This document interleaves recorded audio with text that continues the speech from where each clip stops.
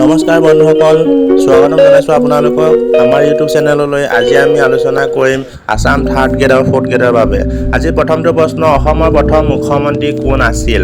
অসমৰ প্ৰথম মুখ্যমন্ত্ৰী আছিল গোপীনাথ বৰদলৈ। ইয়াত 4টা অপশ্যন থাকিব, তাৰে প্ৰথমটো অপশ্যন গোপীনাথ বৰদলৈ হ'ব ইয়াৰ শুদ্ধ উত্তৰ।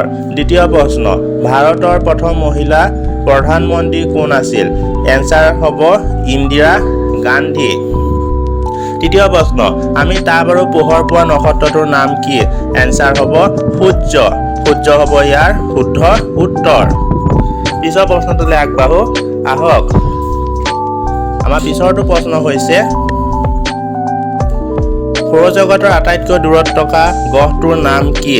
নেপচুন, পৃথিৱী, শনি, মংগল। উত্তৰ হ'ব কি বন্ধুসকল? উত্তৰ হ'ব নেপচুন। নেপচুন হ'ব ইয়াৰ শুদ্ধ উত্তৰ।